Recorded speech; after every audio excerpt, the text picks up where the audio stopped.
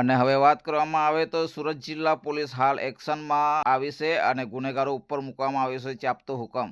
જેથી હવે સુરત જિલ્લામાં ગુના કરનાર તમામ ગુનેગારોની રહેશે નહીં ખેર।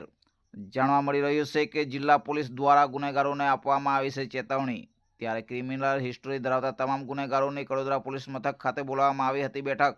જો કે આ બેઠક દરમિયાન અગાઉ જામીન પર છૂટેલા તેમજ સજા ભોગવીને આવેલા તેવા ખાસ ગુનેગારોને કરવામાં આવ્યા હતા ભેગા। આ બેઠક કડોદરા પોલીસ સહિત જિલ્લા એલસીબી અને જિલ્લા એસઓજી પોલીસ દ્વારા યોજવામાં આવી હતી। ત્યારે આ બેઠક દરમિયાન ગુનેગારોને જિલ્લામાં કે પછી અન્ય વિસ્તારોમાં પણ ગુનાઓ આચરવા નહીં તેવી આપવામાં આવી હતી ચેતવણી। ત્યારે જિલ્લા પોલીસ હવે એક્શનમાં આવતા ગુનેગારો ઉપર ખાનગી વોચ તેમજ પોલીસની નજર સતત રાખતી જોવા મળશે અને જો હવે ગુનેગારો ગુનાઓ આચરતા જોવા મળી આવશે તો પોલીસે કડકમાં કડક અતિ કડક કાર્યવાહી હાથ ધરવાની પણ આપવામાં આવી છે ગુનેગારોની ચીમકી।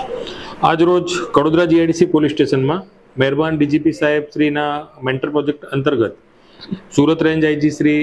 પ્રેમવીરસિંહ સાહેબ તથા નાયબ પોલીસ મહાનિરીક્ષક શ્રી હિતેશ જોયસર સાહેબના સૂચના અને માર્ગદર્શનના આધારે કડોદરા જીઆઈડીસી પોલીસ સ્ટેશન વિસ્તારમાં શરીર સંબંધી, મિલકત સંબંધી, એનડીપીએસ અને હથિયાર સંબંધી ગુનાઓ બનતા અટકાવવા સારું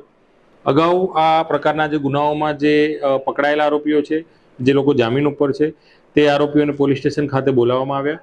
અને આ આરોપીઓને આવી ગુના ફરીથી ન આચરવા માટે તેમજ અન્ય કડોદરા પોલીસ સ્ટેશન સિવાય અન્ય કોઈ પોલીસ સ્ટેશનમાં